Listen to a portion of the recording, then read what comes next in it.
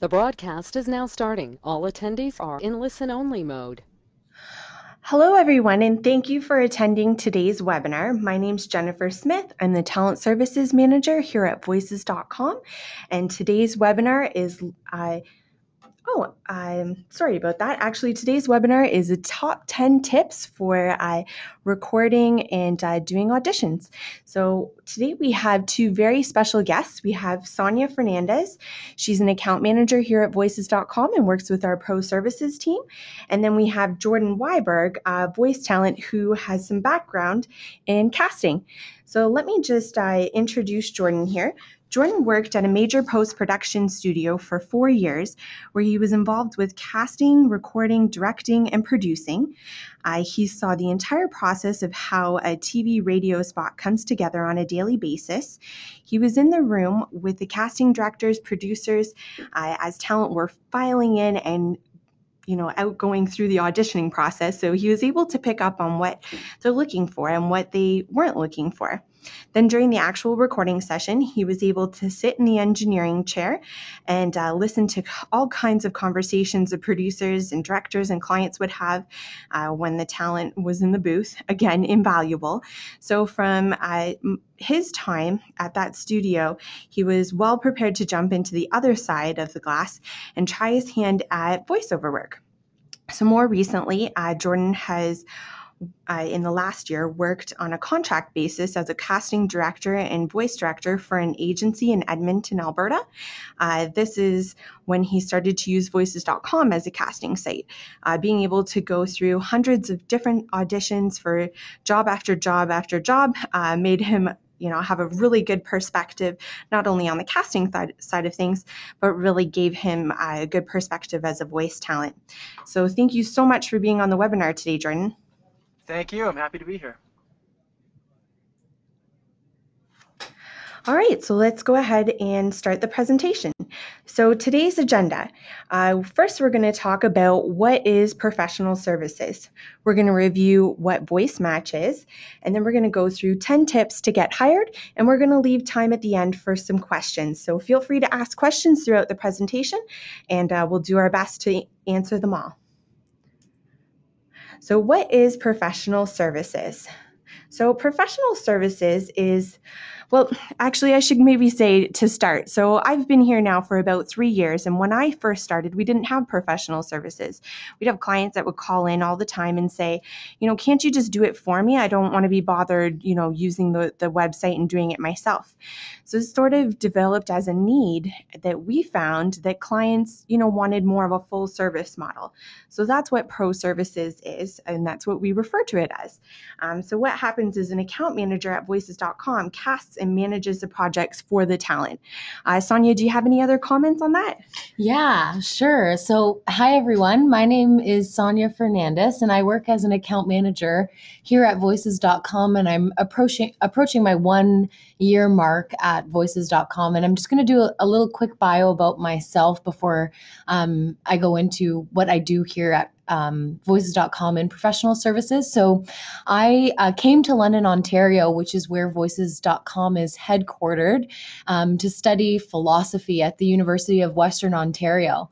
And when I was studying throughout school, I got some really great feedback about my voice. Everyone always said I had a fantastic voice and that I should be in radio or voice acting. And I never really studied it, but knew it was something that it was definitely an interest of mine. So I took a few speech classes and did a couple side gigs. And then I found Voices.com, and I thought it was so super cool that this company that was globally recognized was in London, and that they helped voice actors get jobs all over the world. I thought that was awesome.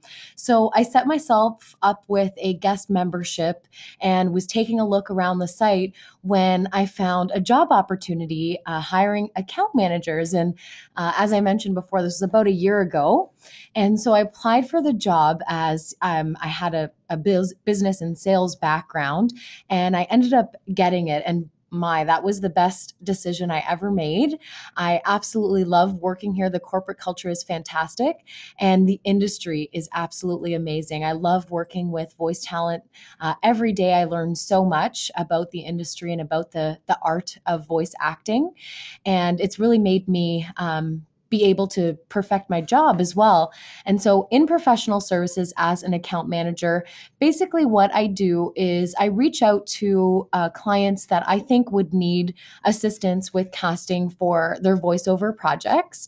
And once they have a project that comes up, they send me all the details I would need to put a job posting on our site. And so I will put out the casting call for the client.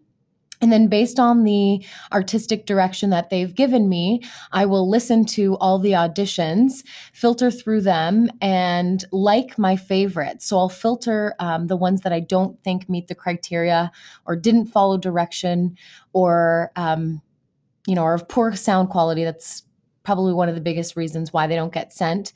And then, so I'll send my client a list of 5 to 10, 20, however many that I think are fantastic. And the client will then review them and make their decision. And then we take care of everything else from there. So we communicate with the talent to make sure that the files are received and that they're of good quality and that they're of, the right file format.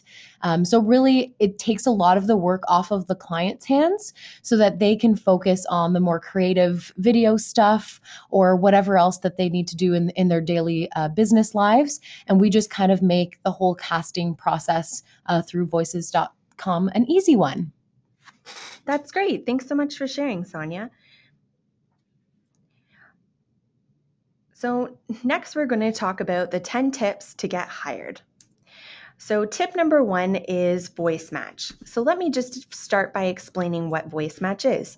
VoiceMatch is used as a recommendation engine and is an indicator for how qualified you are for a particular job. The VoiceMatch score is out of 100 and puts a numerical value on how well matched you are with a job and helps to take the guesswork out of how likely one is to be considered. The client's view on the job posting is ranked by the highest VoiceMatch score to the lowest, not in the order that they came in, which is a very important thing to know, because if you see that several people have already auditioned for a job and you're thinking, oh, it's not worth my time, pay attention to the VoiceMatch score, because if it's a high one, your audition is going to get bumped up to the top of the list. Now, if you're interested to know a little bit more about why or how that works and how it's calculated, you can go to voices.com/VoiceMatch to see a breakdown of how it's added up and how it's related to your profile that you filled out. And if you're interested in more tips about filling out your profile, feel free to go back to a previous webinar we did, a guide to filling out your profile, that's available on our YouTube channel right now. So Sonja, would you like to comment a little bit more about VoiceMatch and how it affects your job?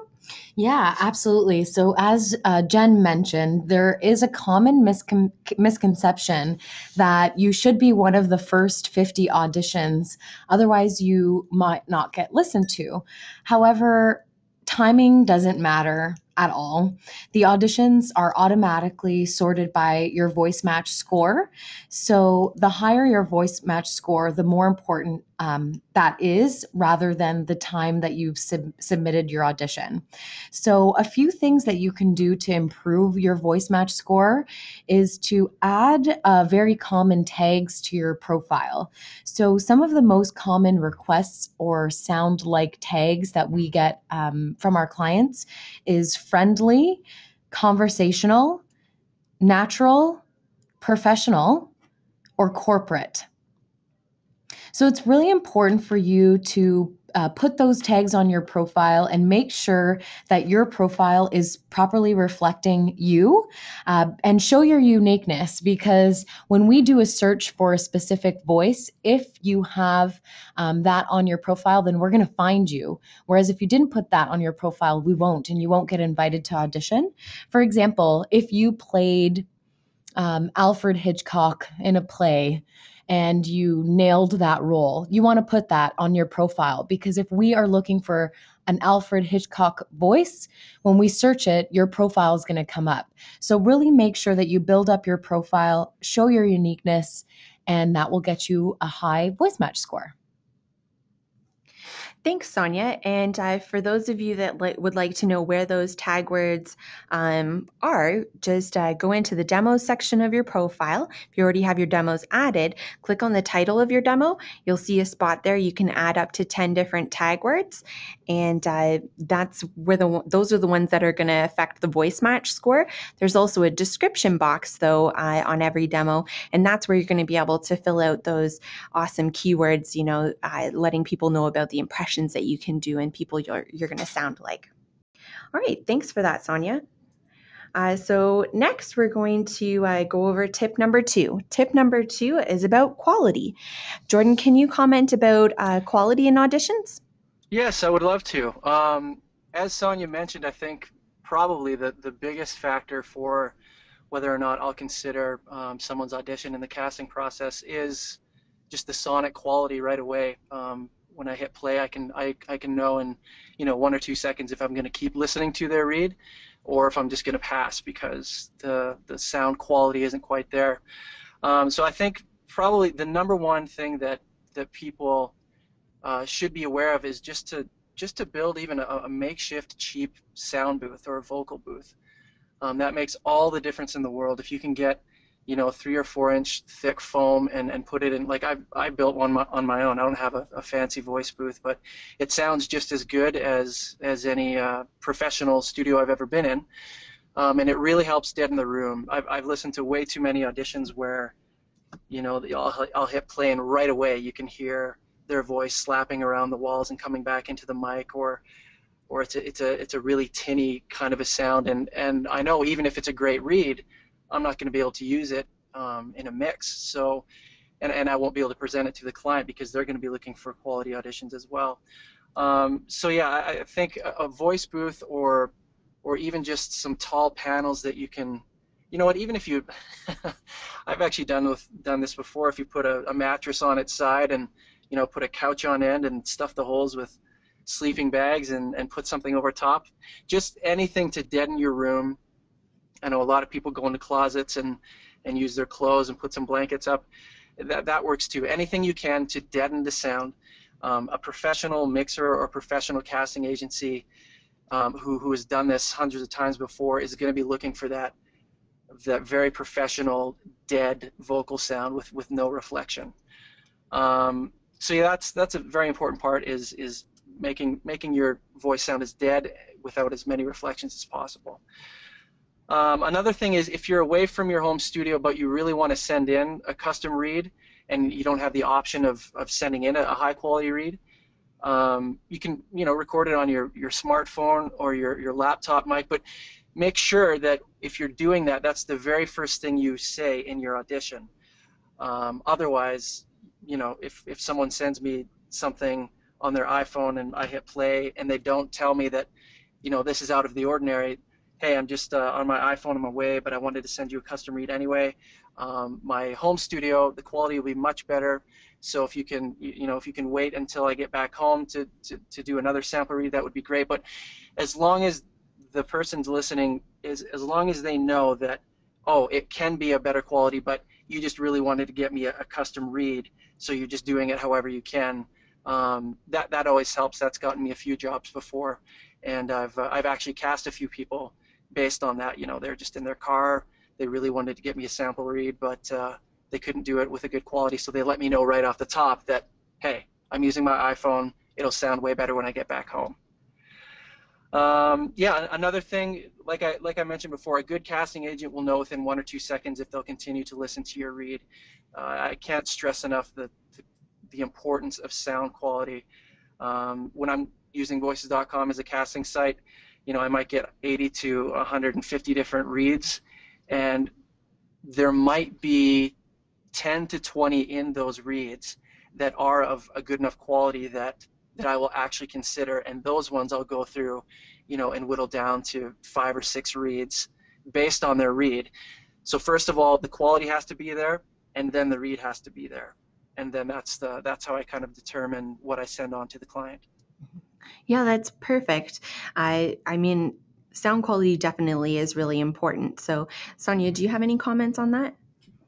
I would just say a way to make sure that your sound quality is up to par is to listen to some of the demos of the top people on voices.com. We do have our top recently hired or our top 100 lists, and see if your own setup is matching the level of that quality, as that is what you're up against and that's your competition. So do a little bit of test on your own quality and use the samples of our top talent. That's a great idea. I think that a lot of people should do that just to kind of get an idea of what's going to be expected of you. All right, so let's go on to tip number 3. We'll talk about editing and how to edit your auditions and how much editing is necessary and required of you. Can you comment on that, Jordan? Yes, my background is in studio engineering, so I've been doing this for 8 or 9 years now, and one of the factors right away that will show between someone who knows what they're doing and someone who's maybe new to the voiceover business is how well edited your file is that you're sending on. A lot of people just take out breaths and then don't put any fades on the regions in between the breaths that they just took out, so there's clicks and clacks going throughout your read, and it's completely dead, and then all of a sudden there's lots of room tone and completely dead, and then all of a sudden lots of room tone. So you really need to get familiar, and there's lots of YouTube videos on how to become good at editing or efficient with editing. I think the three most important factors in editing would be compression, EQ, and limiting. Compression, for those of you who don't know what it is, a lot of the ends of sentences tend to tail off in volume. So, you could be talking very loud like this, and then all of a sudden it kind of tapers off, and it might be hard to hear that last word. So compression kind of just equals everything out. It makes the loud parts quieter and the quiet parts a little louder, so that the volume of your entire read is just a little bit more consistent all the way throughout. EQ is very important. If you have a hum in your room or a fridge going in the background or something like that. Not that you should be recording in your kitchen, but you never know. You can use EQ to carve out some of the low end and get rid of the noise that doesn't need to be there. A lot of auditions that I listen to are either really, really way too heavy on the low end or don't have any low end at all, and they're just super tinny and brittle.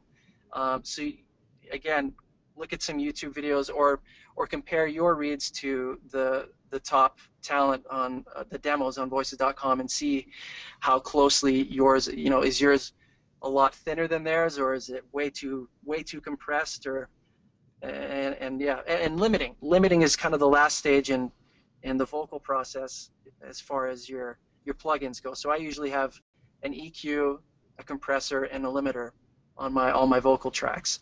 And the limiting, what that does is it brings the volume of your entire read up to a volume that can compete with all the other auditions that are getting sent in. Every now and then I'll be going through auditions and, okay, everything's at a nice volume. I'll click on this guy's read, that sounds great. I'll click on this guy's read, that sounds great. Then I'll click on a third read and it's, less than half as loud as the read before. So you could be recording, you don't want to record at full volume. You want to record kind of at half in your workstation there, so your meters are kind of going halfway up. But then when you put the processing on, you want to make sure what you're sending is as loud as it can pretty much be without distorting or without clipping, because everyone else who knows what they're doing as far as editing goes on voices.com knows to send a file that's as loud as it can go without sounding too compressed and without clipping. So compression, equalization, EQ, and limiting are all very important. And you need to edit out the breaths too. And people always ask me, well, how much of a space should I leave in between when I take out a breath in between a sentence? Should I just leave that space as is, or should I tighten it? And I think as a general rule, I usually, however long a breath is, however long that space is now that I've just created by removing that breath, I always kind of cut it in half, and I move the next sentence to start, halfway through where that gap is. And that's pretty much a general rule. You always have to feel it out and check the flow on everything. But yeah, make sure you get rid of your breaths and adjust the spacing accordingly.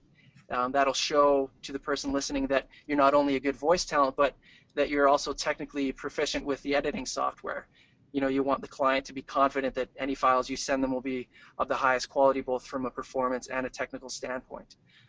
One more thing that I think is very important is using a pop filter in front of your mic.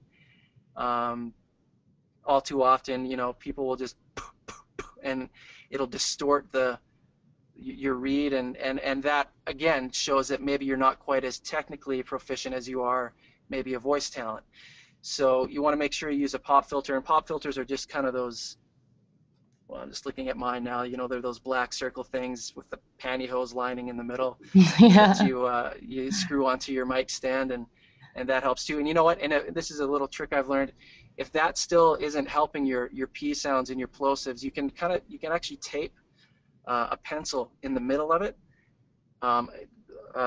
going up and down, so that way it actually disperses your airflow to the left and right instead of allowing it to hit dead on in the center of the mic capsule. So that's just a little trick too. If your pop filter isn't quite doing it, you can tape a pencil up and down in the middle of it.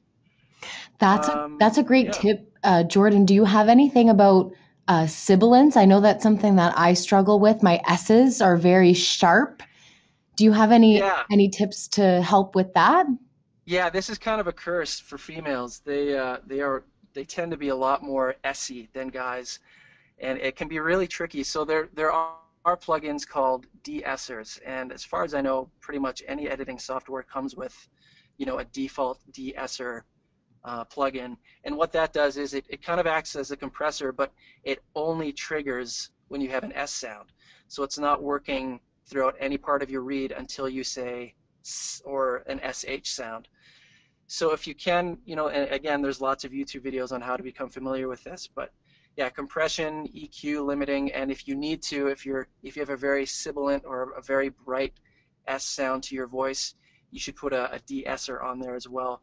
And again, if you're not comfortable using these plugins, compression, EQ, limiting, and de-essing, it's kind of best to not even use them at all, because it's very easy to overdo any one of those things and make your read sound much worse than it is just leaving it completely raw. So yeah, if you can get comfortable with that process, great.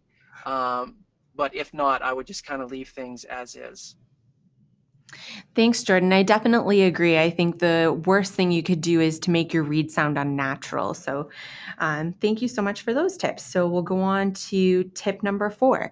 We'll talk a little bit about writing your proposal and what you can do to do that properly. Do you want to comment on that, Sonja? Oh, Jordan. Oh, sorry, Jordan, I meant. Sure. Yeah, no problem. I like to keep my write-ups, short and concise and to the point.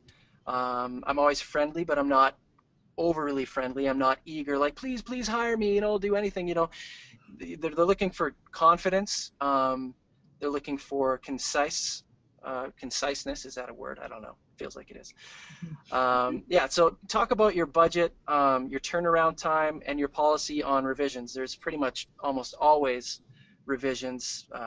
I've done maybe a handful of reads where I haven't had to do an additional read, but make sure, okay, if there's a change to the script after we've done the initial recording, here's how much I'll charge. If it's just, the script has stayed the same, but you want me to redo this sentence with a different inflection, that's fine. I won't charge for that kind of stuff. Just, yeah, be to the point, be friendly, let them know that you're here to serve, you're here to try and make their project come to life.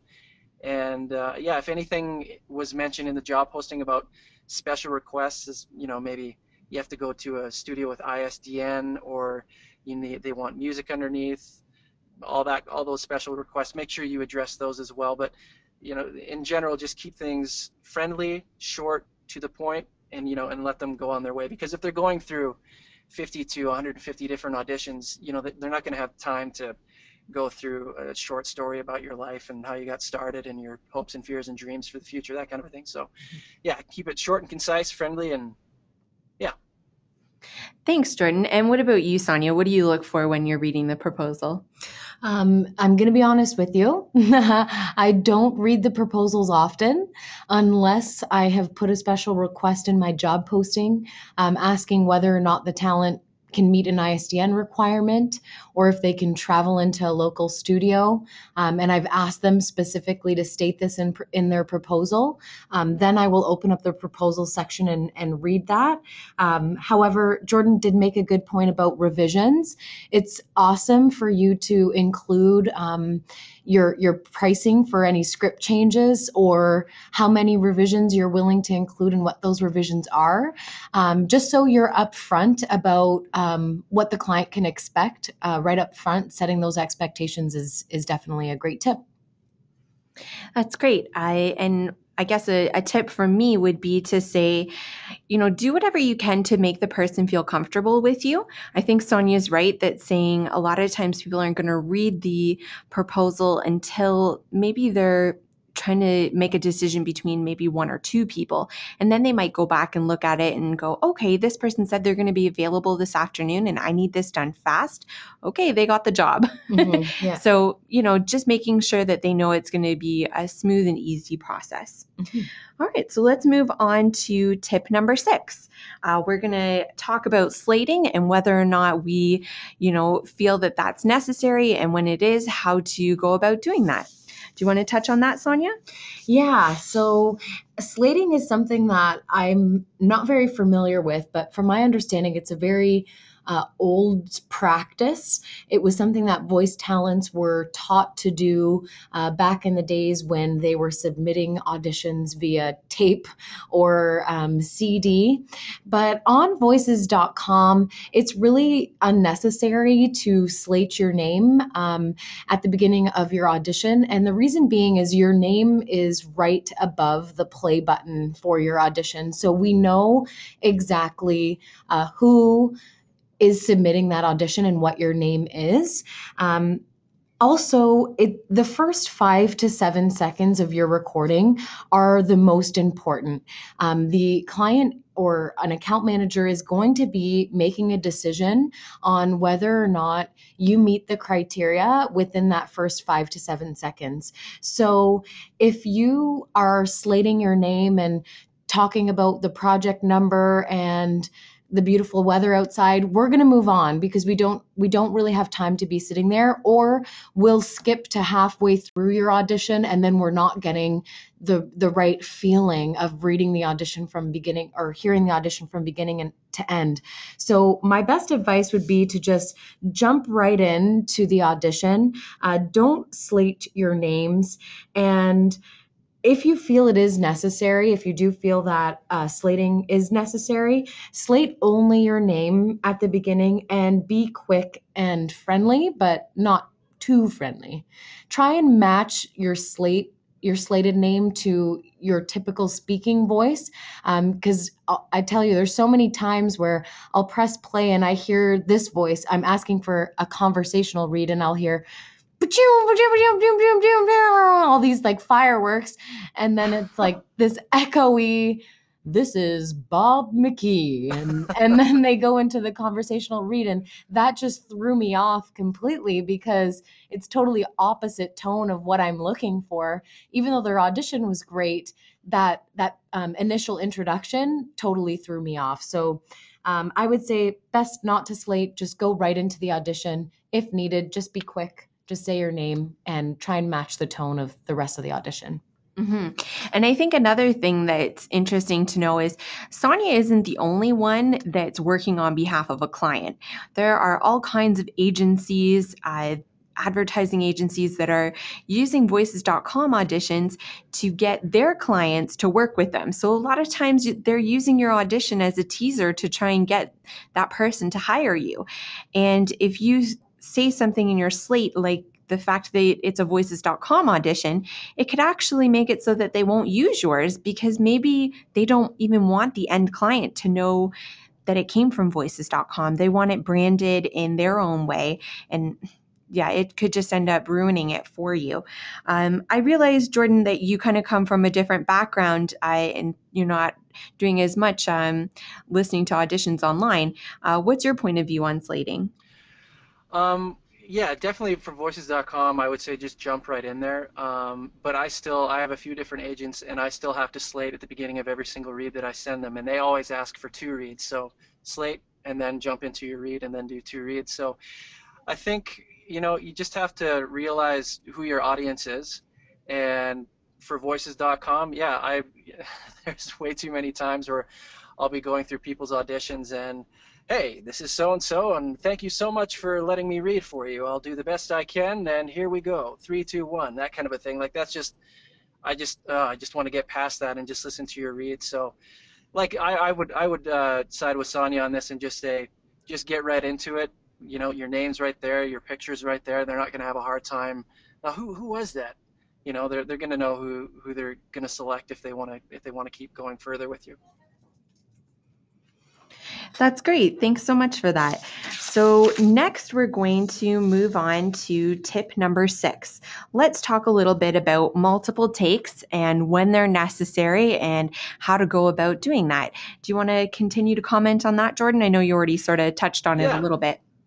Yeah, I rarely ever do just one take. I'll pretty much almost always send them 2 takes for the purpose of, you can surprise them with reading it maybe a different way than they were anticipating. If they gave really specific direction in the job posting, or maybe even, provided a YouTube clip of a voice that they really like, read it as close to that as you possibly can. Follow the direction as close as you can, but it never hurts to send them a second read where, you do something a little bit different than they were expecting, or, completely out of the ordinary. Just, black and white. Like, here's what you're asking for. Here's something that I think might work that maybe you didn't think of.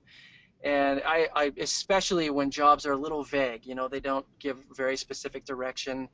Or, I mean, you could read it, in 5 different. There's been lots of times where I've sent, 5 or 6 or 7 different reads if it's a short enough spot, just because there are so many different ways that it can go, and sometimes you just don't know how the client is actually hearing it in their head. It's art. It's what you think is the right way to read it isn't necessarily right or wrong, and the client has something in their head that might be different. Theirs isn't right or wrong, but it's art. It's all about perspective. So I would say always do a minimum of 2 takes, just to show them some variety, and that you have some range as well. You're not just a one-trick pony. You can do it like this, you can do it like this, or you can do it like this, and just show them some range.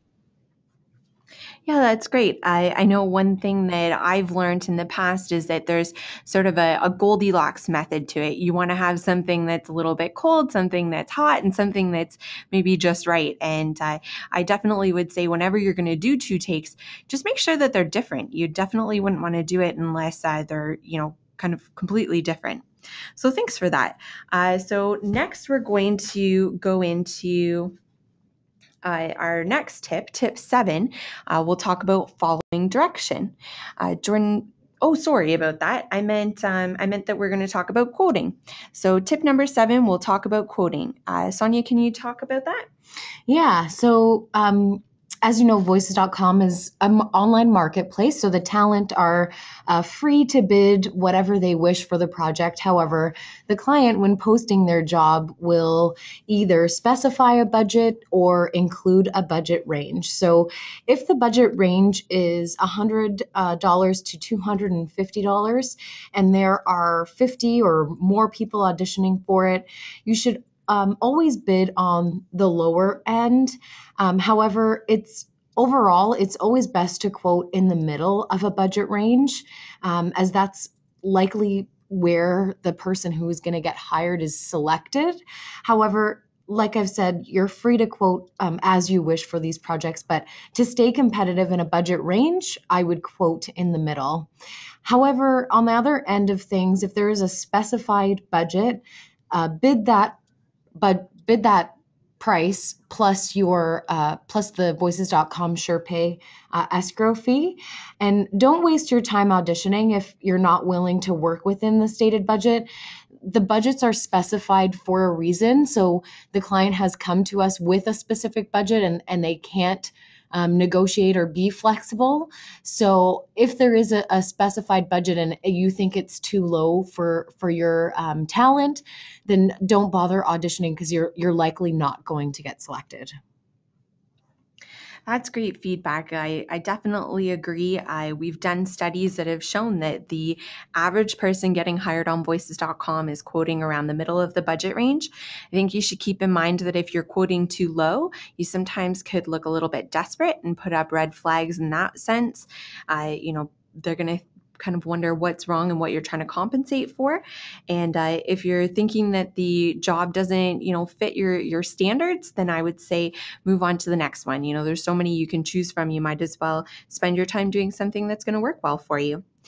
So let's move on to tip number 8. Tip number 8 is follow direction. Jordan, can you comment a little bit about the importance of following direction? Definitely.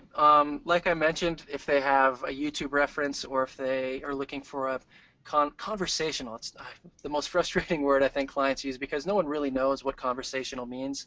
It's different for each job. A lot of people ask me, yeah, we're looking for a conversational natural read. So I'll give that to them kind of the way I'm talking. And then, after the third take, it'll be like this. And hey, this is how I talk to my friends, but not really. But you think that's conversational. So if they have a YouTube reference, try and nail that as close as you can. But I used to, when I was working at the studio in Calgary, we'd bring in these guys, these old radio announcers, and try and get them to read like their neighbor or the guy next door, and like, hey Bobby, can you read this just like you're having a conversation with your neighbor over the fence? And he's like, sure. Well, hey there, Jim, how are you? Oh, it's good to see you on this Saturday. And so we try again. Yeah, just make it a little bit more easygoing, laid-back conversation. No problem. Hey, Jim, how are you? So they just had a really tough time actually following the direction and being able to get out of their one style. So make sure if they're looking for an over-the-top, excited read, that's what you give them. You don't just have one style of read, that's all you can do. And if they're looking for something and you can't do it, you read it anyway. That'll be a waste of their time and your time. Try and it's common sense. Just if they're giving direction, follow it as best you can. Yeah, I think it's also really important, just to add to your points there, Jordan, is to understand the client, their brand, and their target audience, and try and embody the role as much as possible. So don't just read the script word by word as if you're reading a book to a kindergarten class. You want to be authentic, and you want to be an actor, and you want to show them that you can portray different roles and take direction. So I think it's really important to, one, look at the job posting, find out who's posting the job, learn as much about the company as you can, maybe check out their website, see if they have any other videos on YouTube that you can reference to see, what they've done in the past, if they haven't included that in the job posting, just so you can really stand out from the other auditions and really give the client the feeling that they're looking for. I think that's really important as well. Oh, exactly. One thing that I've learned from various workshops is put yourself inside the script. Like if you're reading about a hotel and you're talking about how great this hotel is, don't just imagine this imaginary hotel. Go back to a time when you were actually in a great hotel and you had a fantastic experience, and just like actually live and become the script, and actually put yourself in that scenario.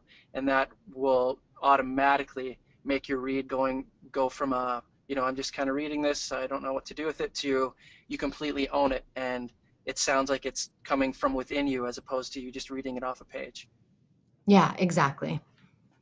Great. Let's go on to tip number 9. We'll talk about custom auditions and why they're important. Do you want to talk about that, Sonja? Sure, yeah. So if a sample script is provided in the job description, please read it. It is very rare that a client is going to review a generic demo and select you from your generic demo when all the other talent that have auditioned have taken the time to record a custom audition. I think the clients really want to hear the voice actor reading their words.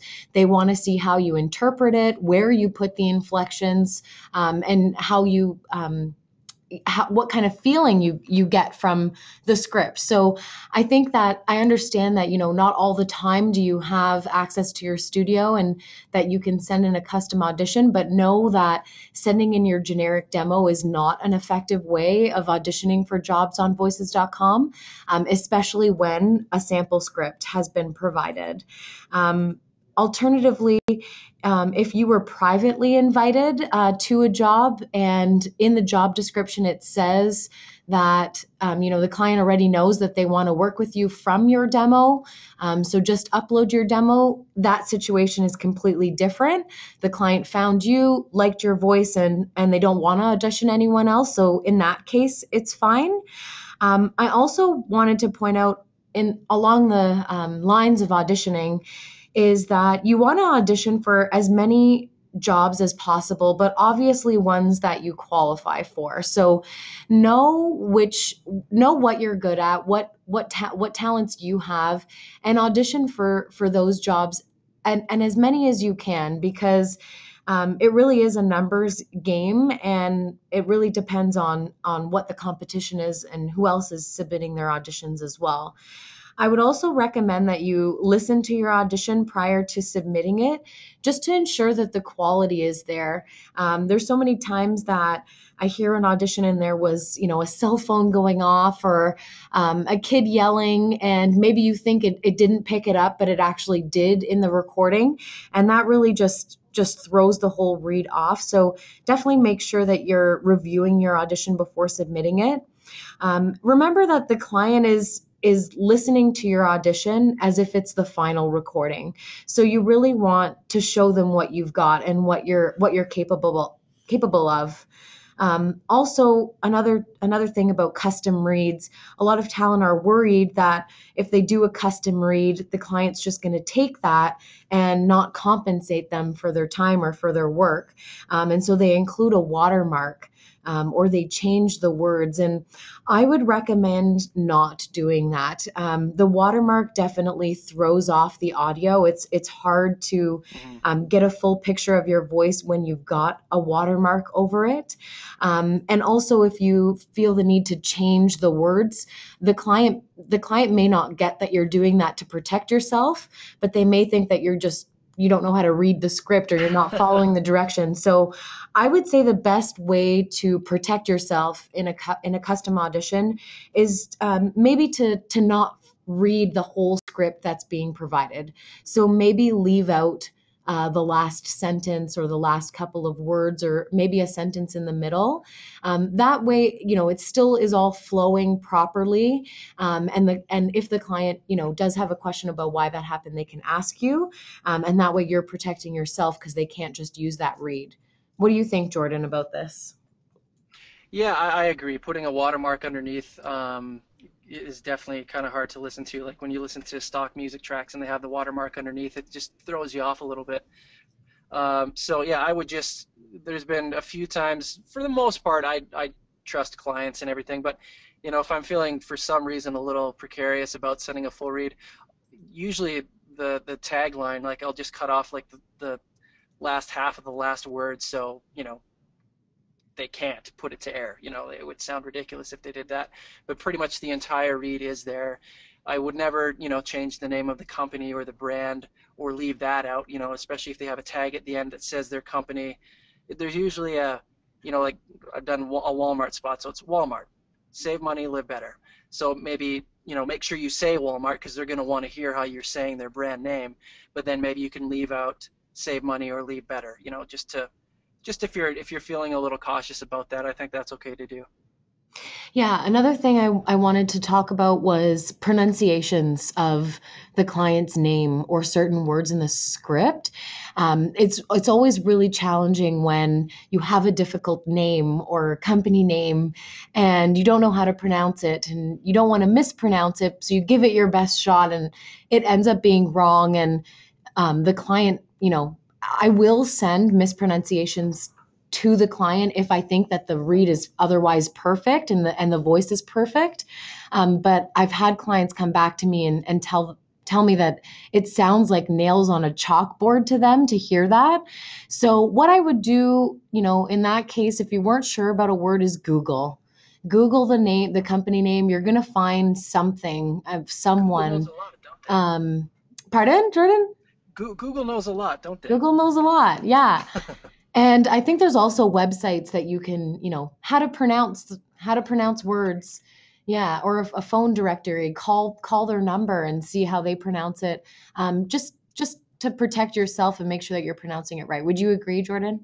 Yeah, I'm online a couple times a week looking up how to pronounce certain names that I have absolutely no idea how to say. So all you have to do is, how to pronounce such and such a word, and it'll show up. And often there's a YouTube clip of someone actually saying it properly. So Yeah. if it's a actual company name and they've combined 2 or 3 words together to, like I did one for Relevention Marketing the other day. So they've combined a couple different words together. That one's fairly self-explanatory, but there's a few where, if you Google it, it's not going to show up as how to pronounce it. So every now and then you just have to kind of take your best guess at it, or you could message whoever posted the job and say, hey, can you ask the client how to pronounce this? And most clients, if there are really weird words in there, they'll give a breakdown of how to pronounce them. Yeah, they will. Perfect. All right. Now for tip number 10, have some fun. Do you want to comment on that, Jordan? Yeah, I mean, this is what it's all about. I mean, I love this job. I mean, for me, it's a job. I know for a lot of other people, you're just kind of getting into it, and it's something you might do when you get home from work and everything. And it's really fun. If you don't get if you're auditioning and you're not getting hired, but maybe you get a thumbs up every now and then, just try and stay positive and keep going. There's a lot of jobs being posted, and sometimes you'll have lots of opportunities, and sometimes it'll feel like, oh man, there's hardly anything that I'm the perfect fit for. But it's just it is a really unique way to make some money, and I like it that it's short little creative bursts where you get to perform a little bit and you get to be creative a little bit, but it's not a year-long process. There's short little windows. So yeah, Sonny, do you have anything else to add there? Yeah, I definitely think, the more you audition, the more practice you're going to get and the better you will be at your art. So definitely don't give up and just keep trying, and it will all work out for you. Also, I do get a lot of talent asking me, what went wrong or why didn't I get that job? And it's really not about why you didn't get picked. We rarely will get any feedback from our clients as to why they didn't like a talent. They'll either tell us, who they liked and why, or that they just did not like those people and will never give us an explanation. So I wouldn't bother asking for that type of feedback, because you're not going to get it. If there is something really wrong with your audition, they will let you know. They will send you a message and say, hey, your voice sounds great, but I'm hearing some clicking. Like, can you take that away? So I would say, yeah, don't get discouraged. Just keep going. And I would also ask our talent to keep their contact information up to date in their profiles, because that's a really important thing for account managers. If we ever need to reach out to talent for a specific request, we're going to go in and find your contact information and give you a call. So if that information is not up to date, it's going to prevent you from getting those jobs. So yeah, just make sure all your information in your profile is up to date, that your profile is showcasing your uniqueness and your craft and your art, and just have tons of fun and enjoy yourself. I definitely agree, Sonia. It's nice to know that there's enough work out there for everybody, and it's just all about coming across the right person at the right time. We often go through and listen to auditions, and there's tons of them that are great, and you kind of wonder, oh, that's the one that they ended up picking. Yeah. maybe it completely surprises you. You just don't always know. So what we're going to do now is just take some time to review your questions. Thank you everybody for asking all of your questions. We do have some time left for them. And I apologize in advance if I don't get to your question. Feel free to email me or call us. You can email me at jennifer@voices.com, and I'll be happy to get back to you. So let's start from the beginning here. We have a question from John. He says, as a newbie starting out, if a prospective client asks about your voiceover experience, you clearly don't want to lie, but how should one honestly answer without spooking the client? So just so that you know, John, I would definitely say if you can kind of fake it till you make it, that would be a good way to start out. Maybe don't be the one to volunteer that information. But yes, of course, if the client asks, I think you just can't really lie about it. Jordan, do you have any suggestions for how to softly break that to a client? Yeah, I mean, there are some clients who, might not want to work with someone who's brand new to it, but there are a lot of other clients, and I've worked with a lot of them, who are just looking for a new voice, a fresh voice that hasn't, saturated a market. So, sometimes being new to the game or the industry is actually kind of an advantage. There's plenty of voice talent that I know that have been so overused in different markets or are so well known for doing one thing that maybe a new agency gets a new campaign from a certain company and they just want to try something fresh and they want to try something new. And especially with what's kind of trendy these days is just conversational, natural guys. That's why I've kind of looked out, is that's kind of what I do. I'm just very natural and easygoing, and so that can be an advantage to someone who doesn't have a lot of voiceover experience, who doesn't have a whole bunch of habits already formed. So yeah, I would almost wear it as if you can confidently tell them that I don't have a whole lot of experience doing this, but I can read a script and I can make it my own, and if you like what you hear, great, that kind of a thing. Just if you come across confident, they'll know that you can handle whatever they can throw at you. Yeah, I definitely agree. Confidence is key. Just make them feel comfortable about working with you, for sure. So let's move on to William's question. He's wanting to know, how do I get feedback about my recording quality? So William, just so that you know, I do have relationships with several different voiceover coaches that would be more than happy to review your auditions and provide you with that type of feedback. Like Sonja said, the clients have a clear direction, and they're just looking to find the person that they want and not always looking to give everybody feedback. And so a voiceover coach is really going to be the one to give you that type of feedback and let you know what the client is most likely thinking. So feel free to reach out to me. Again, my email address is jennifer@voices.com, and I'll be happy to refer you to someone. So now we also have a question from Scott. He said, can you estimate how many jobs on a daily basis are moderated through professional services versus being posted on the website? Sonja, do you have a guess for that? I have no idea, Jen. That's a great question. Right now, I think we have about 18 account managers. I would say they at least post one job a day, and there's about 100 to 150 jobs posted each day. So I wouldn't say it's dominated by professional services whatsoever, but around maybe 20 a day, or 20 out of the 100 are likely from professional services. Perfect. Thanks, Sonja. So now we also have another question. Very often, the VoiceMatch score is showing 80, 90, 100% match. What's the difference? So just so that you know, the numbers may be skewed a little bit high for your perception. I would say to try and stick to the ones that are about 90% or above.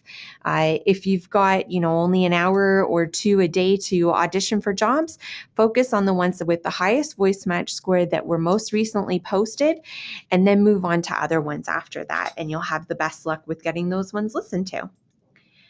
So we have another question here from Gail. Can voices.com, oh, wait, sorry, actually, I guess that's a very similar question. Hold on one moment. So Luis wants to ask a question, and this actually can make sense for English as well. Some of your Spanish scripts are not very good. Is it proper to make corrections? And I realize this happens with English scripts as well. Jordan, when you see a script on voices.com that has some grammatical mistakes, what do you usually do? If it's obvious, I'll just fix it on the fly and read it, the way I think it's supposed to be read. But it can be tricky sometimes. Sometimes there's commas where you think there should be periods, and sometimes things don't start the way you think they should. There have been a few times where I'll just say that off the bat. I'll just say, hey, I wasn't entirely sure how to read this script. It's written a little bit differently than I would expect. So if it sounds a little bit funny to you, we can work out all the kinks and the details after the fact. So yeah, especially it's fairly obvious when you're working with someone who's translated a foreign script into English and vice versa. And in those cases, I just tend to make the edits on the fly because, if you change a word here and there and if it's a little bit different, they're not going to be like, oh, well, I'm not going to hire you because you changed a couple words when the script was a little messy. Most of the time, they'll say, oh, thank you so much for correcting that for us. Could you, here's the final script. When we hire you, can you make sure it's all good to go? That's great. So we have another question here. I'm just going to kind of summarize it a little bit. Somebody's looking to learn a little bit more about what happens after the job is posted. Often we'll see jobs that are posted, and then sometimes they sit there for a little while before a decision is made. What's actually happening in the background? Why are we seeing those things, Sonja? Well, I found through my experience in the voiceover industry that everything is in a rush to wait. I think that's how it's said. Yep. Every client wants things turned around right away, but the creative process does take some time. So I've found in my experience that there's two scenarios. I'll post a job, I'll send the auditions to the client, and they are the decision makers, and they will make their decision right away and get back to me within the next day or two with who they want to work with, and everything is great. However, majority of the time, it does take a while for the client to review the auditions. They'll share them with their team. They'll share them with the end client. They'll get votes on who the team wants to work with, and maybe they'll debate a little bit about who they think is perfect for it. And then it may take a couple weeks to a month for them to come back with a talent selection. So every client is different and every process is different, but there is a little bit of a waiting game in voiceover. I would say, don't worry too much about it as long as your audition is out there. And the more auditions you can get out there, the more the jobs will come back to you eventually. Would you agree, Jordan? Yeah, I've actually had a few jobs, where they've gotten a hold of me months after I sent in the audition, and I thought, okay, well, clearly they hired someone else. And yeah, you never know how long it takes. Sometimes they'll do multiple rounds of casting without you even knowing, and you'll think it's just that one shot. Oh man, it's been 2 weeks. Why haven't they gotten a hold? Why hasn't the job either been hired or marked as completed or anything like that? They might do multiple rounds of casting and then come back to you 2 months later and say, hey, yeah, we'd love to work with you. So, if when I first started on here, I'd always go back once every 10 minutes and refresh my answered jobs list and see if I had gotten anything, or if you're gonna get it, they'll let you know. If not, just move on and audition for the next one. Okay, perfect. So we have another question. It says many don't even give you. Sorry, wait. Oh, sorry about that. The question was, what is the difference between the sample script and the job posting attached file? So just so that you know, sometimes the clients are just looking for a quick way to get their script in there, and it's easier for them to just copy and paste rather than attaching the file. Sometimes they'll do both. They'll put a sample script and they'll attach the file. I think the reason that they're putting the sample script in is so that you'll read that portion of the script. That's probably the part that they're looking for, but often they'll attach the entire script for context so that you have an idea of what's actually happening throughout the entire voiceover project. And then we have another question here from Sandra. She's saying, I have two different kind of approaches that have been suggested to her from different coaches. One person will say don't spend more than 20 minutes on an audition. Another would say that you should really research your client and be thorough in your approach. I realize that there's always a bit of a balance with this. Jordan, how do you usually balance your quality and quantity? You know what? It actually varies from job to job. If it's a busy day and I get, a few invites, I'll just kind of, spend maybe 5 minutes on them if they have specific direction and I'm confident that what I'm sending in is pretty much what they're looking for. I won't spend a whole lot of time on it, but there's been lots of really big campaigns come through voices.com that I've got to audition for.